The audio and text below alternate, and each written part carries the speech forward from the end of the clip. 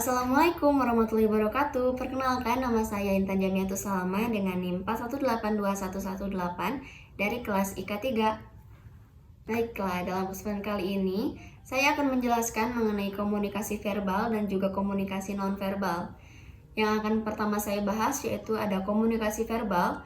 Komunikasi verbal adalah kata-kata yang diucapkan langsung atau berbicara, bisa dilakukan secara face to face atau dengan perantara media seperti menggunakan sosial media ataupun telepon genggam. Dan komunikasi verbal yang melalui tulisan ini bisa dilakukan menggunakan media seperti surat, postcard, dan sebagainya. Lalu ada prinsip interaksi verbal. Yang pertama yaitu ada interpretasi mempengaruhi makna. Untuk menghindari kesalahpahaman, kita disarankan untuk menggunakan kalimat yang ringkas dan mudah dimengerti. Selain itu juga disarankan untuk menggunakan bahasa yang sama agar semua orang memiliki makna yang sama. Kedua yaitu prakteknya dipandu oleh aturan. Kata yang kita ucapkan harus dipilih dan disesuaikan dengan lawan bicara yang kita hadapi. Misal kita bicara dengan dosen atau orang yang lebih tua, pasti akan berbeda dengan teman sebaya. Yang ketiga yaitu penekanan setiap kata mengubah makna. Di sini mengucapkan atau pengulangan kata untuk menunjukkan poin penting di dalam percakapan. Selanjutnya ada hambatan komunikasi verbal yang terbagi menjadi dua, yaitu keterbatasan bahasa dan kerumitan makna bahasa. Pertama yaitu keterbatasan bahasa terbagi lagi menjadi 4. Yang pertama yaitu keterbatasan jumlah kata yang tersedia. Kata-kata adalah kategori-kategori untuk merujuk pada objek tertentu, misalnya pada orang, benda, peristiwa, sifat, perasaan, dan juga sebagainya. Namun tidak semua kata tersedia untuk merujuk pada objek karena bahasa yang terbatas. Terkadang kita juga sulit memilih kata yang sesuai dengan apa yang kita pikirkan karena tidak ada bahasa yang dapat mengartikan apa yang kita pikirkan. Kedua yaitu kata-kata bersifat ambigu dan kontekstual. Kata-kata terkadang bersifat ambigu karena kata-kata mempresentasikan persepsi dan interpretasi orang-orang yang berbeda, yang menganut latar belakang sosial budaya yang berbeda pula. Kalimat yang tidak lengkap dan jelas juga dapat bersifat ambigu sehingga orang jadi sering salah paham.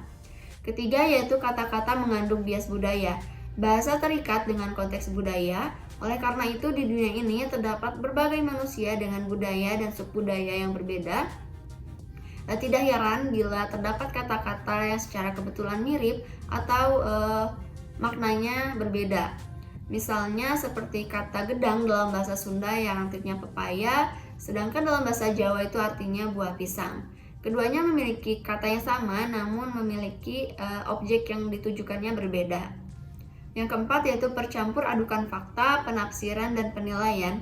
Dalam berbahasa kita sering mencampur adukan fakta, penafsiran, dan juga penilaian. Masalah ini berkaitan dengan kekeliruan persepsi. Jadi terkadang apa yang kita sampaikan itu belum tentu sama dengan orang lain karena setiap orang memiliki persepsi dan juga pandangannya masing-masing. Hambatan yang kedua yaitu kerumitan makna kata. Seringkali kita bertanya mengenai apa sih arti kata itu, apa sih arti kata ini. Nah, kita menganggap bahwa arti atau makna yang dikandung setiap kata yang diucapkan. Sebenarnya kita keliru bila kita menganggap bahwa kata-kata itu mempunyai makna. Pembicaraan akan berjalan lancar bila makna yang kita berikan terhadap kata-kata itu mirip dengan makna yang diberikan orang lain.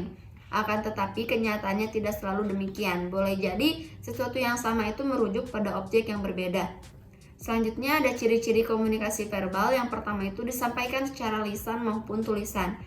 Yaitu menyampaikan informasi dengan berbicara langsung di depan audiens lewat telepon. Sedangkan lewat tulisan misalnya menggunakan surat, media sosial, ataupun email.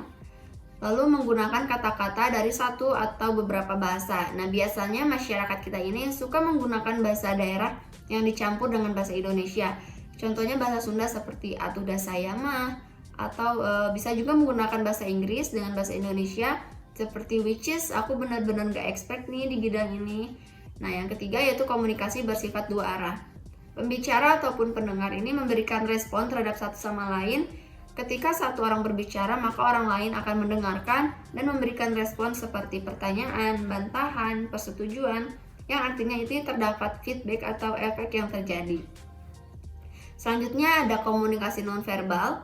Komunikasi nonverbal adalah komunikasi yang menggunakan pesan-pesan nonverbal. Istilah nonverbal biasanya digunakan untuk melukiskan semua peristiwa komunikasi di luar kata-kata yang terucap dan juga tertulis.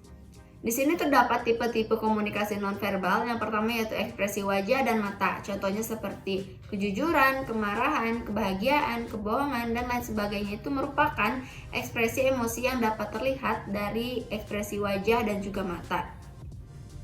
Yang kedua yaitu karakteristik suara. Di sini seperti saat kita berbicara menggunakan tone nada yang keras dan juga tinggi, itu bisa mengartikan kita sedang marah. Lalu ada sentuhan, yaitu seperti berjabat tangan saja. Ini bisa bermakna persahabatan dan dapat juga bermakna bermusuhan ketika dipakai untuk memukul seseorang. Lalu ada gerakan tubuh atau posisi tubuh.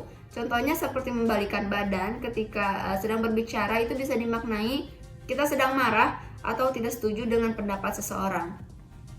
Lalu ada penampilan. Identitas seseorang ini dapat dilihat dari bagaimana ia berpenampilan, sehingga penampilan ini dapat membantu seseorang dalam memberikan kesan. Yang keenam yaitu penggunaan jarak dan waktu. Nah, ketika menerima telepon pukul 10 malam, kemungkinan ada kabar penting yang harus disampaikan oleh si penelepon kepada si penerima telepon, karena biasanya pada pukul-pukul ini adalah jam waktu istirahat. Lalu ada mengenai ciri-ciri komunikasi nonverbal. Yang pertama yaitu disampaikan dengan menggunakan isyarat, gestur, gerak-gerik, sentuhan, dan juga penampilan fisik. Yang kedua yaitu proses komunikasinya bersifat implisit dan dapat terjadi dua arah maupun satu arah. Yang ketiga yaitu kualitas proses komunikasi ini tergantung pada pemahaman terhadap persepsi orang lain. Lalu ada hambatan komunikasi nonverbal yang terbagi lagi menjadi 3. Yang pertama yaitu komunikasi nonverbal ini bersifat insting dan tidak dapat dipelajari. Komunikasi nonverbal bisa dilakukan berdasarkan naluri manusia, pengecualian untuk bahasa isyarat yang mengharuskan kita untuk mempelajari gerakan-gerakan tangan untuk berkomunikasi. Yang kedua yaitu adanya keyakinan bahwa fenomena nonverbal seperti ekspresi wajah dan juga postur tubuh merupakan merefleksikan ciri biologis. Misalnya seperti orang yang memiliki wajah jutek, ini menimbulkan banyak stereotip atau prasangka bahwa orang tersebut itu tidak ramah, jutek, dan juga galak, padahal kenyataannya belum tentu seperti itu. Yang ketiga yaitu banyak gerak isyarat yang digunakan dalam berkomunikasi membuatnya sulit untuk dipelajari secara praktis dan juga sistematis. Meskipun di dunia ini terdapat banyak isyarat, kebanyakan orang memiliki bahasa tubuhnya tersendiri yang membuat orang lain tidak paham dengan apa yang pesan yang ingin disampaikan. Misalnya seperti meminta bil saat selesai makan, orang-orang pasti memiliki bahasa tubuhnya sendiri untuk menunjukkan gestur bahwa orang tersebut meminta bil. Cukup sekian pembahasan dapat saya sampaikan. Mohon maaf bila ada kesalahan dan kekurangan. Terima kasih. Wassalamualaikum warahmatullahi wabarakatuh.